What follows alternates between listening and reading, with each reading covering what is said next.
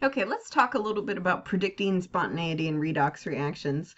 So if we're thinking about a voltaic cell or any sort of redox type process, it's important to know if it's going to be spontaneous or not, because that's going to give us information about how useful it is in terms of an application. If I don't have a spontaneous redox process, then it's not going to be a very good battery, right? Because we want to make sure that there's this movement of electrons that allows for that flow that can then go on and power something. So for a redox reaction to be spontaneous, the stronger oxidizing agent, which is the one that's allowing for oxidation to occur, will need to be on the reactant side of the process. So we can predict whether or not a redox process will be spontaneous if we look at the reduction potentials, because remember, the stronger oxidizing agents are the ones with the larger reduction potentials, kind of in the positive direction.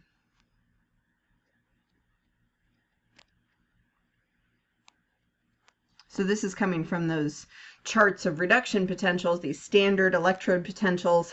So the larger the positive value, the stronger the oxidizing agent. And if that thing is on the reactant side, then that means that the reaction is going to be spontaneous as written. So let's look at an example of that.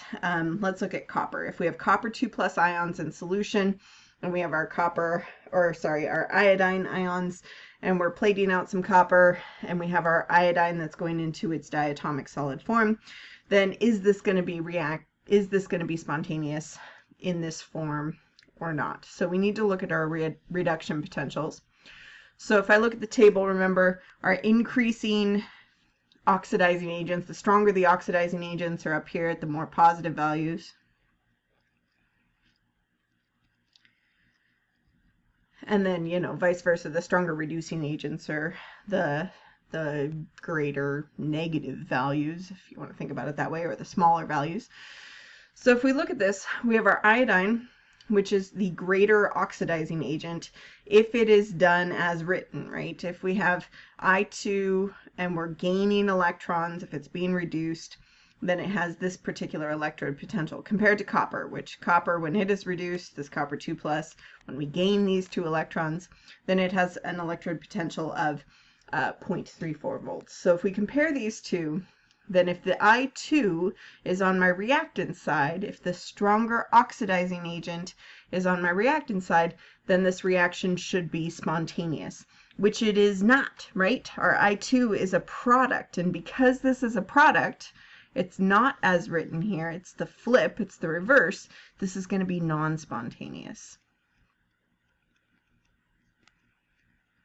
So based on the comparison between these reduction potential values, we can determine whether or not a redox process is going to work just kind of by looking at the half reactions, or just by looking at the balanced chemical process, balanced redox process. Now, spontaneity, of course, is related to our Gibbs free energy, and our Gibbs free energy is related to our equilibrium constant. So let's talk a little bit about equilibrium constants for redox reactions.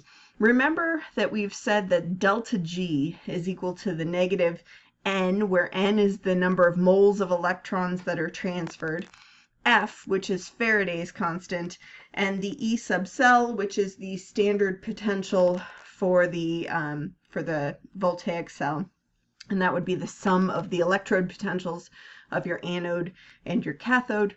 And we've also said that delta G is equal to negative R, which is our constant that we've seen in gas constants, etc. T, which is our absolute temperature, so a temperature in Kelvin, the natural log of K, which is our equilibrium constant. So we have two expressions for G, one where we're looking at electrode potentials and cell potentials when we're putting them all together in a voltaic cell, one where we're looking at an equilibrium constant, and so we can set these guys equal to each other then. So if these are equal to each other, and I do some rearrangement, and I divide out my negative, and I get my E sub cell on this side, because this is pretty straightforward to calculate, right? I can just go to my reduction potentials and I look at the values for the different electrodes that I'm going to use in my voltaic cell, and then I can rearrange to solve for this.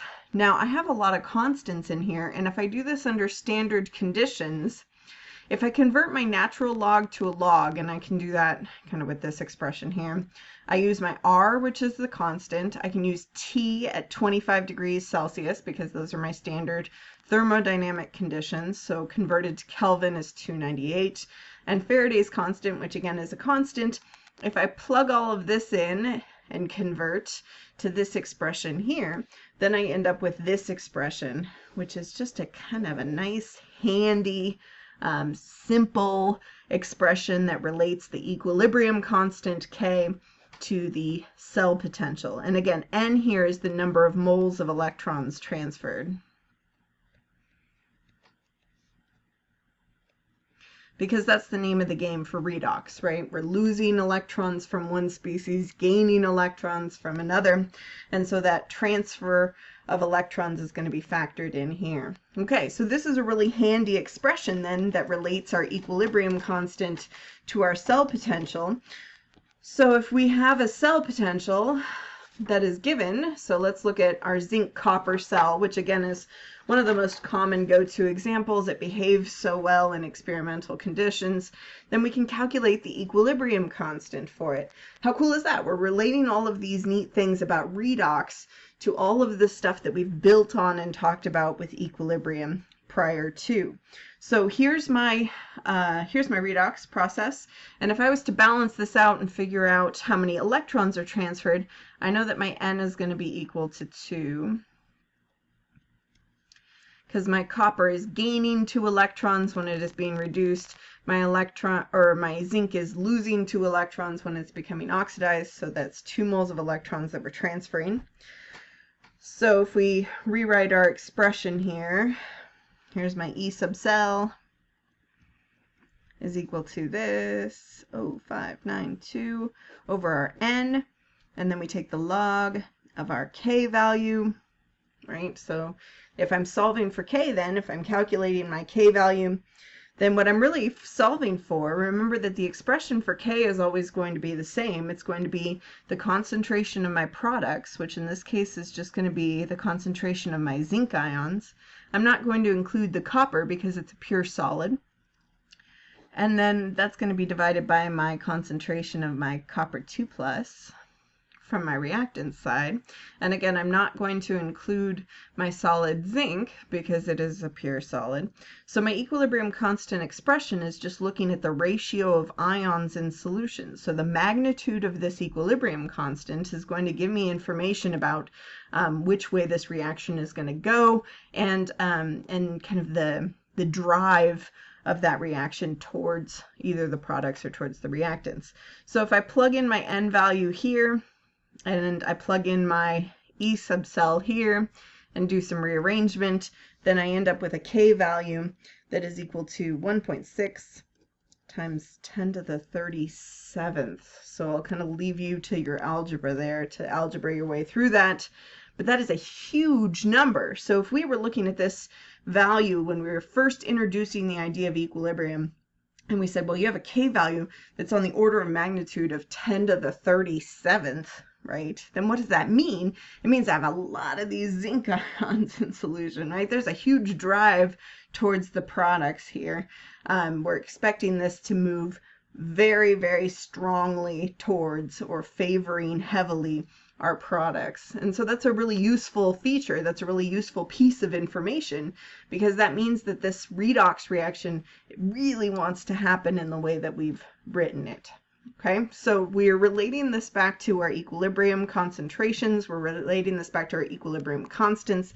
It all comes back to our Gibbs free energy, and it's going to be related to these electrode potentials for each of our metals that are involved, or the cell potential kind of as a whole for our voltaic cells.